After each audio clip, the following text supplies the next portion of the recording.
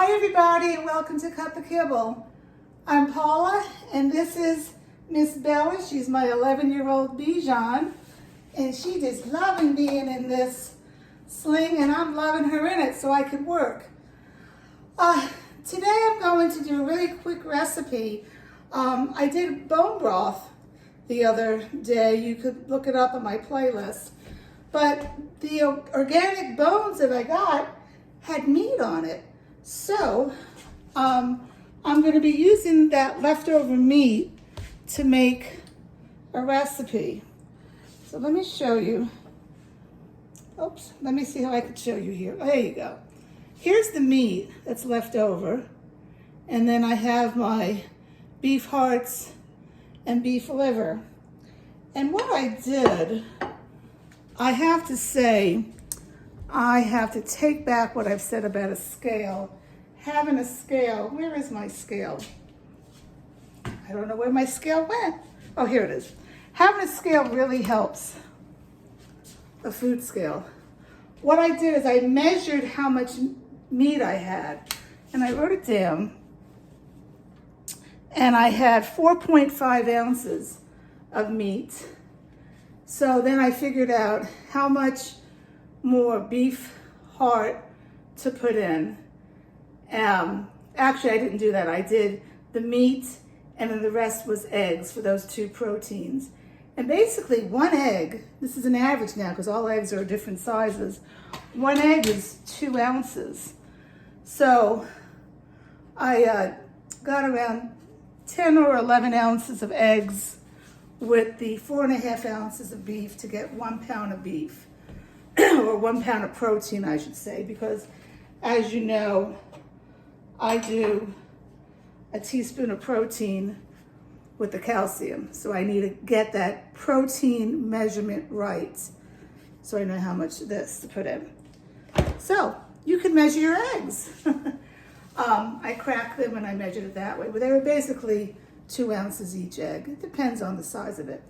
So what I'm going to do now is, in here, I have the vegetables. I have asparagus, broccoli, and a little bit of starch. That stuff in the middle that's yellow and orange and a little red, those are parsnips, butternut squash, and a little beet.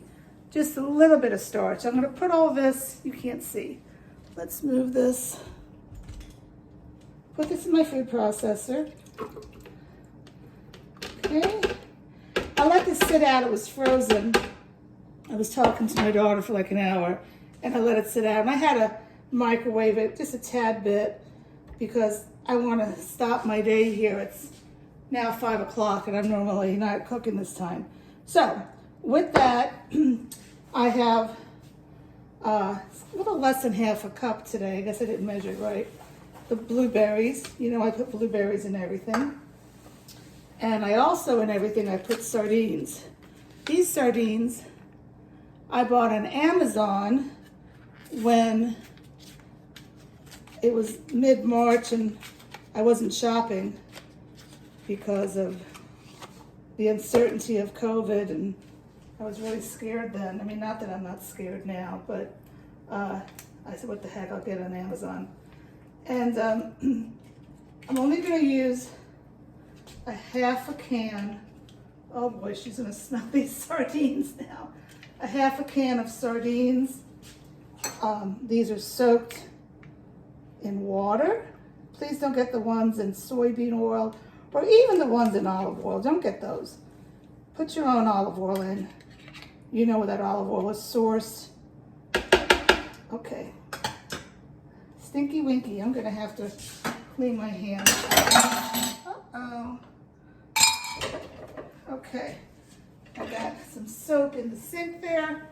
Clean my hands a little. And to that, I'm going to add this mixture that I named, and now I forgot what I called it. I think it's going to be called, I'm tired of saying flaxseed, pumpkin seeds, and now I've added hem hearts to this. So it's going to be like a mega booster.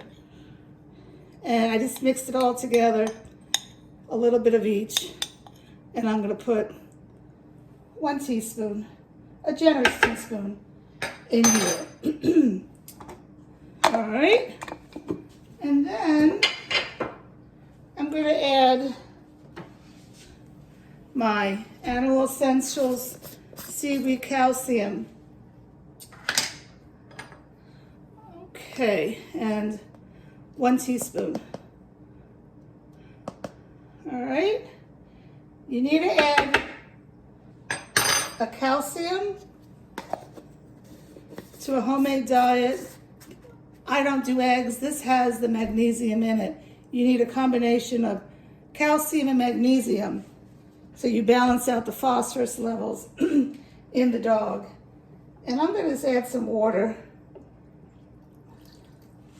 because I don't want this seaweed calcium flying up to the top of this, and then I'd be wasting it. Okay, so I'm going to turn this on for a second. Just a little bit. And now I'm going to add the beef. Be careful when you debone your beef from the bones. First I'm doing the heart and the liver because I'm going to feel it as I put it in here because I thought it was all meat and there was bone in here. You never, ever, ever, ever want to give your dog cooked bones because they will splinter. They're very fragile. They've been cooked. These have been cooked for, give you a little bit, for 24 hours. Okay. Next dog, I will be giving my next dog raw chicken bones to help her teeth. I learned about that fairly recently. Okay, so now I'm going to put this on. I probably should have put the meat in first and gotten that all down there. Okay, and now I have my eggs that I've cooked up. These are 7 eggs. I just scrambled them.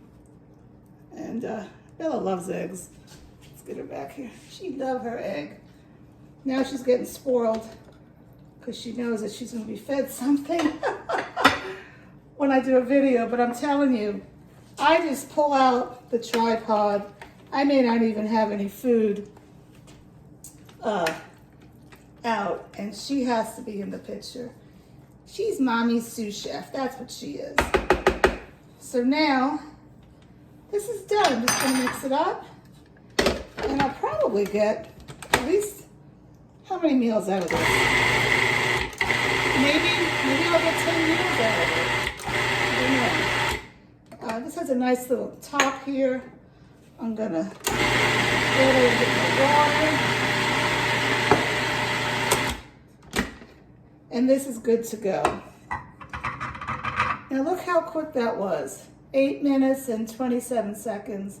And that's with me talking to you. So, don't have anything go to waste. Get the meat off the bones. I've also heard women who cook the bones a second time, like they'll freeze them and then cook them again with new bones. I don't know about that, but you could look into it. So, let's move you a little so you can see us here. From Paula and this little girl, Miss Bella, we want to say that we hope that you're eating healthy to keep your immune system healthy. And please, I love your comments. Subscribe, share my YouTube with your friends, share my Instagram with your friends. My only goal here is to educate and to show you how easy it is to home cook. Okay, that's it. Bye-bye now.